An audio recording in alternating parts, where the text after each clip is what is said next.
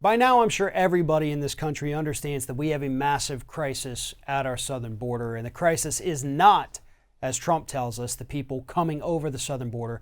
It's what's happening to them once they cross that border, being thrown into these detention camps, some of them illegally detained in these detention camps.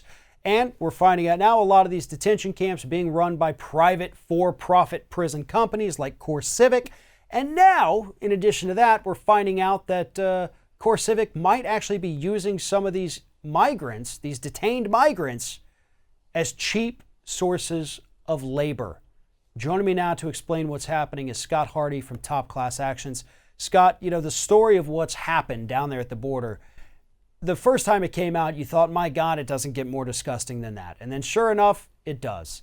And then you say, well, that's got to be it. It's not going to get worse than the family separate. No. It's going to get even worse because now we're learning that these private prison corporations, CoreCivic specifically, might actually be using these migrants as just a cheap form of labor in their camps. Take it away for us here. Right. And this should really upset every single American, whether you're red, whether you're blue, Republican, Democrat, Libertarian. It doesn't matter. Because what this company is doing is they are taking your money and they are pocketing it, and then they're using these immigrants as forced labor. Now, some people might go, oh, come on, they're immigrants, they're here illegally anyways, I got to pay for it. Let's have them work off some of that labor. Hey, folks, guess what? You're paying for it, and they're not working off any of that. That money is going straight back into CoreCivic's pockets.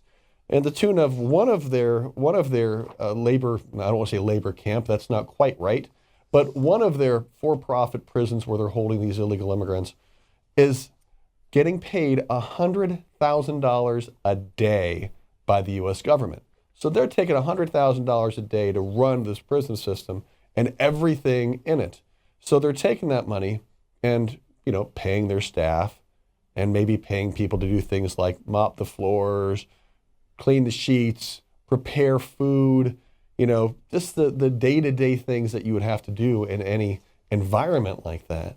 But instead of hiring people to do it, Americans, for example, no, they're using the detainees and they're giving them that blessed option of, hey, you can either sit in your cell 23 hours a day, or you can work for $1 a day and get out of it and do these things that we should be paying actually Americans or people who are here illegally for because they're getting paid to do it. No, they're saying you need to go ahead and get out of your cell and do it, and we'll pay you $1 a day for it.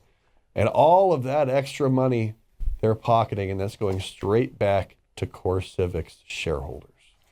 And what we have to understand about this too is that not only are they forcing them to work for $1 a day or less in some instances, if they choose to not do this forced labor, they get punished for it. They get threatened for it. These are people who came over here to the United States. They have absolutely nothing.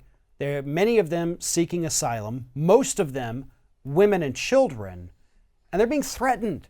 According to the investigations, they're being threatened if they won't go and cook food for 1,600 people and then get $1 at the end of the day. I mean, this is unfortunately commonplace among these private prisons, not just with migrant detention facilities.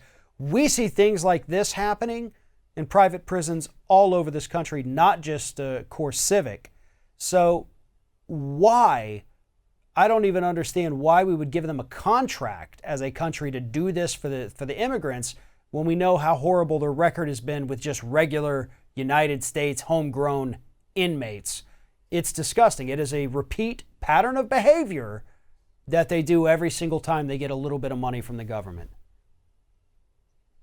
Right. And you've got folks that are lobbying, of course, for this immigration crisis. And the immigration crisis is to keep places like this open. They want to make sure that they're getting paid their $100,000 plus per day per facility. And there's more than a dozen facilities here from California all the way to Florida that could be doing this exact same thing of alleged forced labor on these immigrants, and they want to get paid. the shareholders want to get paid. And when you've got these folks that either are, the class actions are saying that they're threatened, if they don't do it, they're threatened of dire consequences. Come on, one, if you're going to do it, pay these people a fair wage, because they're not, they did nothing wrong except, as you said, most of them are just here seeking asylum. So how are they going ahead and being forced to work when this company is being paid to do it, and just pocketing, wheelbarrows full of cash instead of paying American workers to do these things? Shouldn't, everybody be upset about that? You're talking about this immigration crisis and how these immigrants are supposedly not, are taking jobs from regular hardworking Americans. Well, hey, yeah, they are, and this company is forcing them to do it. You should be mad about that too. Absolutely. So right now, as you said, obviously there are lawsuits filed, but there's still a lot of investigation that has to be done in this particular issue. So what are the attorneys out there? What are they looking for right now? Who do they need to come forward at this point? The attorneys that are working this case specifically in these cases are looking for immigrants that were detained, families of immigrants that were detained. They want to talk to them.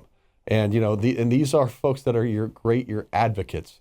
People are going to help you. They want people who worked at these detention facilities. If you worked there, they would love to talk to you and hear more about it. And so, like you said, this is an active investigation where these folks are digging in to the CoreCivic facilities around the country. And so if you worked there, if you were detained there, if you had a relative that was detained there or a friend, submit their information so the attorneys that are handling this can help you hopefully get some justice. Absolutely. And for anyone who might meet those criteria or know anybody that might meet any of those criteria, follow the link in the description of this video. It's got everything you need about this particular case. All the info is right there. Please do help pass it along.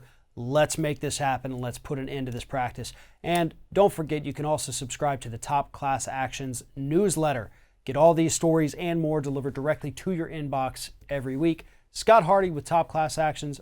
Always a pleasure talking to you. Great talking to you too, Farron. Thanks for your time.